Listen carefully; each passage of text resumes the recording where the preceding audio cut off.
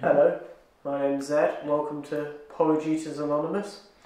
I've been a porridgeaholic for about 3 years now, and what can I say? I love porridge. It's a fantastic breakfast of champions. You have one bowl and it keeps you going for absolutely ages. But after 3 years, you do kind of think, well, I'd like something just a little bit different this morning. So what I've come up with is this dish for you guys.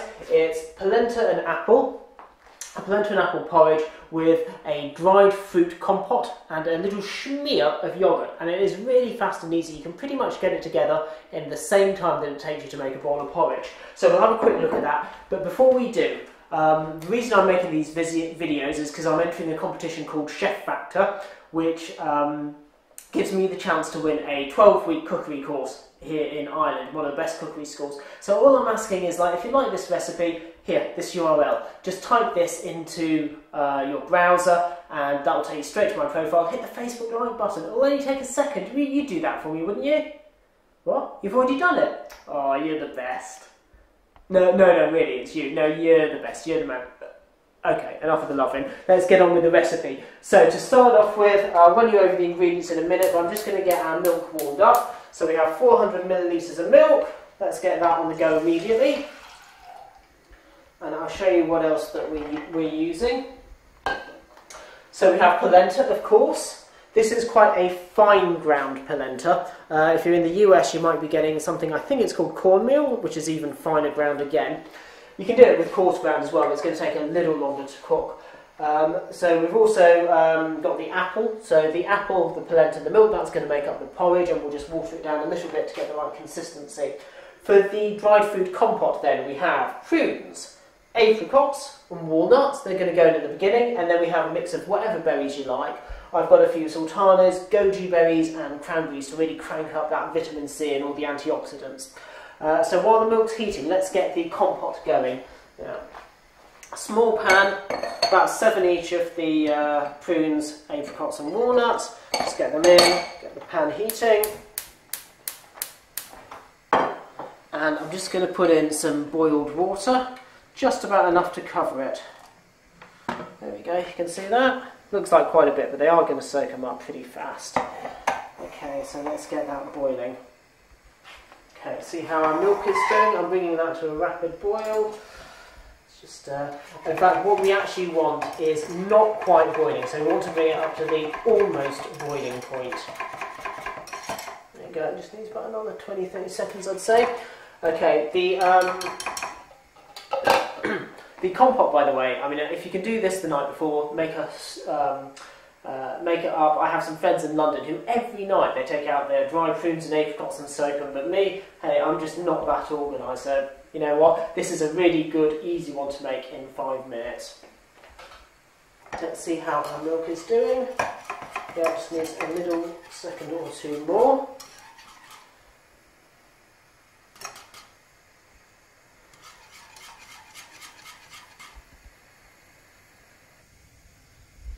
Okay, you can just see that that's starting to bubble in now. This is just about to boil. I'll move it to the front so we can see it a bit better. Oh, just starting to go. So we'll turn that off and pour in our polenta. So that's 100 mils of polenta. There we go. I'm just going to whisk it in. Just because using a whisk rather than a spatula here is going to make sure that there's no lumps. That's all. And now the polenta is really easy. All we have to do is stir it every few seconds or so. Oops, on a low heat. Okay, so we get that stirring. Meanwhile, our compote is just about coming to the boil. So what I'm going to do is throw in a teabag. It's a lovely, lovely thing to poach dried fruit in. Now, just bung that in there. Give it a bit of a stir. There we go, and I'm going to turn the heat off of that now. Just give our polenta another little stir as well. So I'm just going to keep moving between the two pans. In go all of the berries. There we go, and we're going to put in a little squirt of lemon juice as well. Just to get a bit of extra punch. Now look at this. I call myself a YouTube chef. I'm even using bottled lemon juice. Okay, check how our polenta porridge is doing. That's starting to thicken up quite quickly now. Sorry, I'll turn the heat off on that compote actually. It should be on the just the tiniest, barest simmer. That's a small ring that I've got that on there as well. Okay, so this is starting to thicken up now. So what we need to do is get our apples in, an apple corer. Nobody seems to use these anymore. They're so handy. Push out and get rid of one apple core. Oops, there goes the next one. Perfect. Okay, so we need about one medium apple or 2 small apples for 2 portions of porridge. Get that in as fast as I can, because my polenta is starting to thicken up now, so I'm working under pressure here. That's one done. Haha, apples flying everywhere.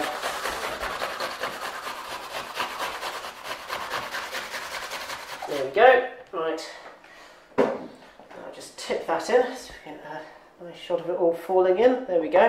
That all goes. And ignore the apple covered hands, it's just about still. Okay, to mix it in. Now this is actually getting quite dry now, so it's almost done, I would say. What I'm going to do is just get rid of the spatula now. Get rid of the whisk, move over to a spatula, and we put in enough hot water to bring it down to the right consistency. Put the hot water in. Traditionally you would stir in a bit of butter at this point, but where I can avoid it I will. Okay, that's a lovely consistency. We'll probably have to bring that down again in a minute. Let's have a look at our compote now. So although that's only had, what, 4 or 5 minutes, I don't know, even less, it's already pretty much done. I mean, it's fine. You give it as long as you've got, but let's get the tea bag out anyway, because I don't want it to be too strong. There we go, and what I'm going to put in, how much sweetness you want is up to you, but I'm going to use maybe half a tablespoon of agave syrup. I was told since the video 2 weeks ago, it's actually pronounced agave. If you haven't come across this before, or haven't seen the previous videos, this is a fantastic low GI, low GL sweetener. Actually comes from not quite a cactus plant, something that's very like a cactus plant. It's green and it's spiky and it grows in the desert. And this stuff is absolute heaven. It tastes quite like honey. It's got a slightly fruitier, slightly darker taste as well. It really kind of brings out dishes. Okay, so our compote is ready. Our porridge is nicely settled. So let's just serve it all up. There we go.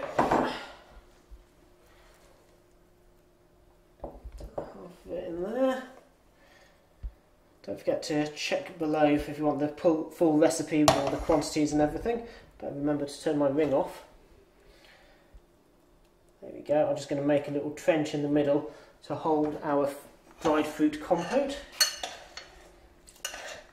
Let's just give that a little mix around and spoon it in. There we go. A couple of the berries on top.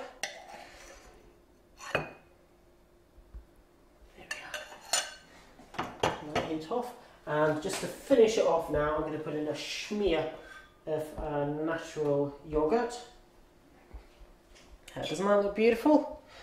Very quick to make, fantastic breakfast if you live in a cold country like I do, cold wet countries like Ireland and the Antarctic, places like that. This is a great breakfast for you.